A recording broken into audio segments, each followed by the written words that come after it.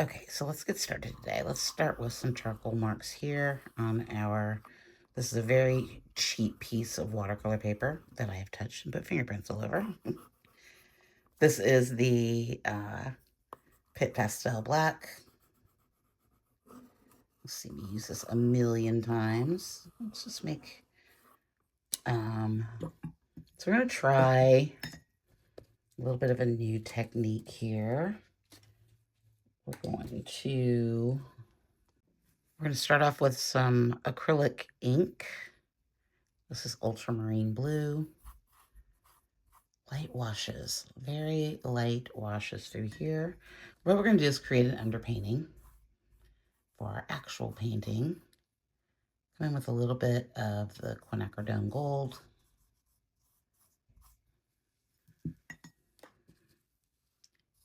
So we're just going to make a light painting. Then we're going to go over this with some clear gesso and create a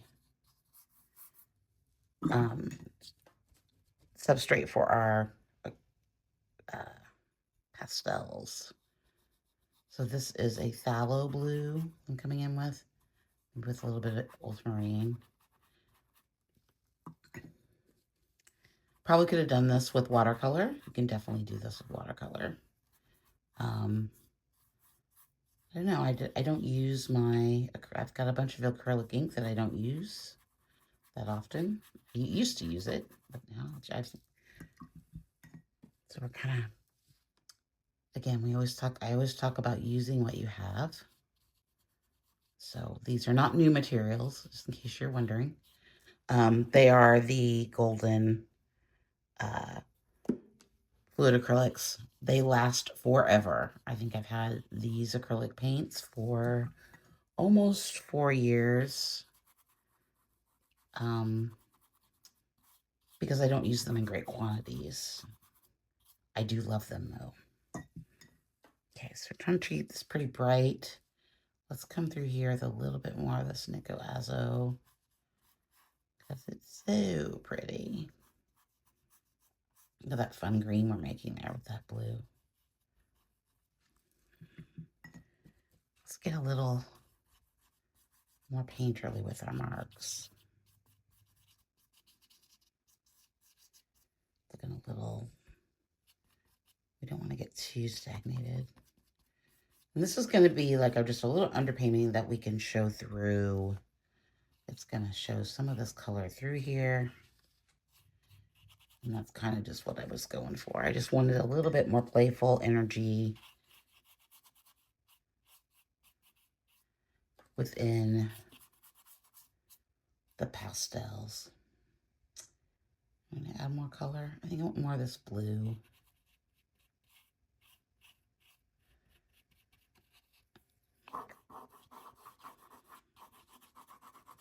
Come with the end of the brush and kind of make some marks.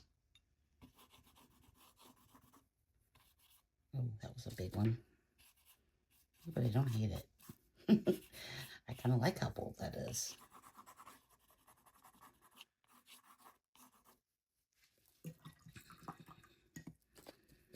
Okay, so the next step is we are going to come through with, we're going to add some gesso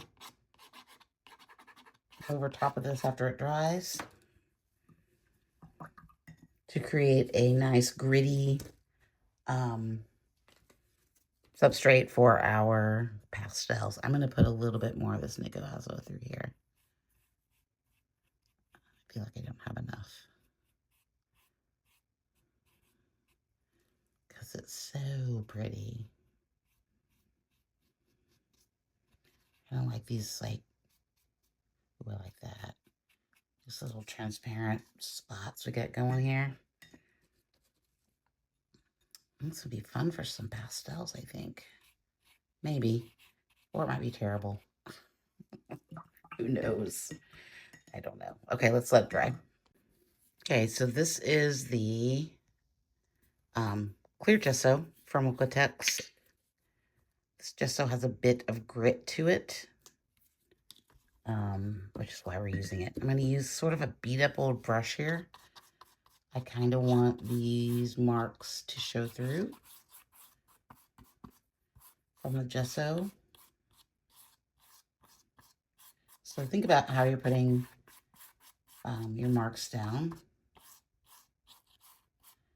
Can really kind of change what you're doing. If you don't want the marks to show through, I would use a foam brush or something that's going to give you smoother texture. I'm kind of excited about letting these marks show through. I don't want it too thick. You just want a light glaze here, I think. You don't need to do it twice or anything like that. Just sand it down, unless you want to. Like I said, I kind of want some of these marks to show through, so I'm kind of being a little kind of crazy with it. I think it's a good opportunity to add more marks. Okay. Bottle says 24 hours to dry. We're going to dry with a hairdryer. Okay, let's start off with this blue pastel. I kind of like what we got going on here, so I'm not sure how much. I'm not sure how much I'm going to add. Like, I think it's got some already good, fun spots to it. I don't want to cover it all up with pastels. You can kind of hear, like, the grittiness going on.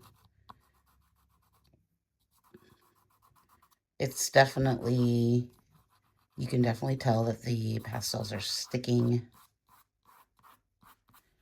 They're not flying off. There's not as much dust. That makes sense. Okay, I like that sort of yellow bit in there. I'm gonna leave that.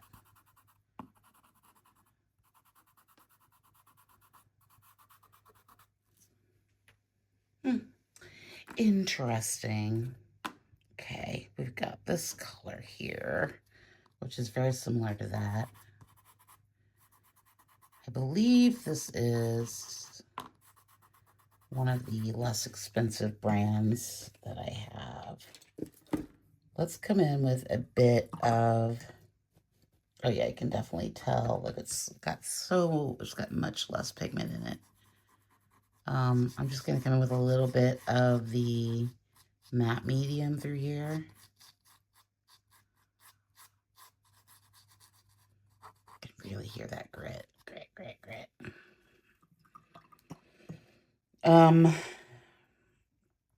Gosh, I don't know. I really like what's going on over here. I don't really want to even go over there with that. Let's put some of this blue color through here. Let's see what happens with it.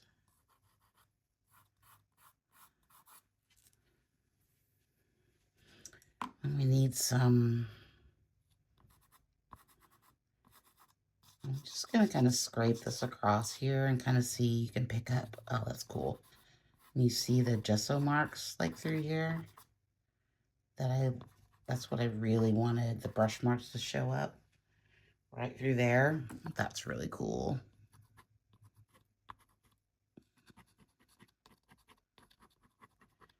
This is a harder piece of pastel. I can't tell you a brand. I don't know. It was just sort of in my pastel pile. But it's nice for adding bits of white and some sharp marks. And then we have this sort of browny green color that might be kind of fun too. I'm really liking these marks. I wonder if,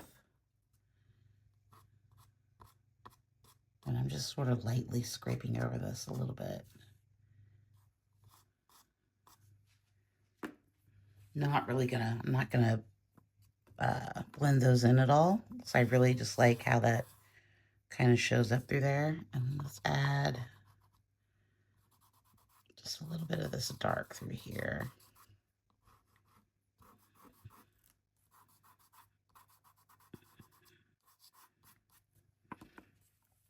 What do we think about that white?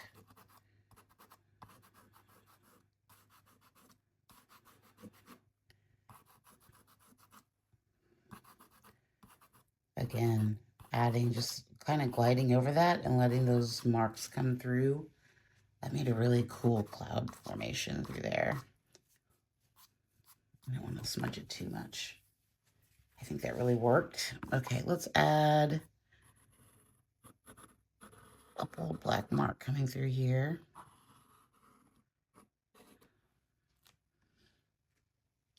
And yeah, I don't know, maybe let's just make some marks through here. I don't think I want to add much to this. I mean, I think there's some fun parts that I really like that I don't really want to cover this part up or this part, because I like those blues and those oranges in there. You know what? I'm not really fond of this. What happens if we come in with some yellow? I don't really like that burnt color that was in there.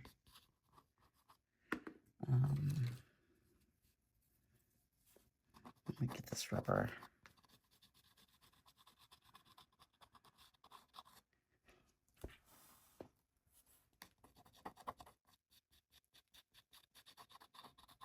Yeah, I don't really like that either. Oh, it's better. It's just not. Let's add some green to it. Yeah, it is what it is. We're just going to leave it.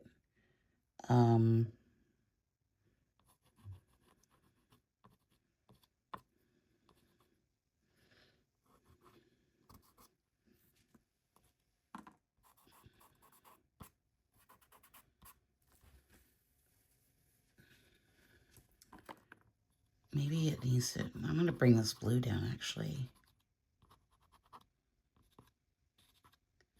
I'll let a little bit of that show through, but I kind of like that blue more than I like the yellow. Let's just sort of blend it together. Yeah, that's not my favorite part, but maybe I could add some. Well, this is where I kind of get lost with the pastels. Like, it feels like sometimes everything just blends together. But it is staying more stable than it was with just on the paper. And definitely tell a big difference. Okay, I'm going to stop there. Let's see what it looks like with the mat. Okay. I kind of like the underpainting idea. Although, yeah, I mean, I really like the yellow shining through and the bits of the quinacridone. Like right through here is really cool. Like I think this whole part right here is really nice. This gets a little funky over here. I'm gonna keep futzing with it. I like the gesso on top. I think it adds a lot of texture if you leave the brush strokes in and just sort of glide over it. I mean, this texture down here is really fabulous. And I like the grit and how the pastels grip on the pieces a little bit better than just on plain paper. And I also like that you can use this technique to work on any paper that you want. So it doesn't have to be expensive pastel paper. It could just be cheap old watercolor paper. Overall, I think it's pretty successful. I'd like to work a little bit more on this and see where I can make it go. I have some ideas. But this is a good first start, I think. I still need to work on my pastel techniques are not quite there. And that's probably just from working with wet medium. I'm not quite sure how my dry medium skills are kind of lacking. But I think we will get there. I'm sitting here looking at this, and I think I want to do one more thing. Like, what happens if I want to add some matte medium to this. The more I looked at this, the less I liked it. I didn't like this part right through here. But, ooh, I think that kind of changes it a lot, actually. The matte medium, I think, is a really interesting technique because you can get these flat marks that kind of make, I mean, to me, that makes more sense than what it was before, which is a hot mess. Now I really like it. Now I really think that's successful. Okay, we're going to stop there, though.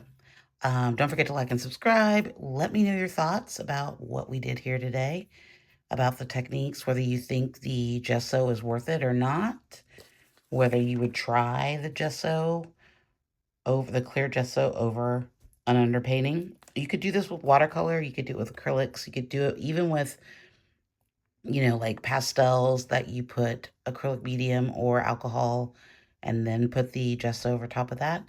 So many ways that we can use this, and we'll probably try a few of those ways in the next coming days and kind of figure it out together. Okay, thanks so much. Bye.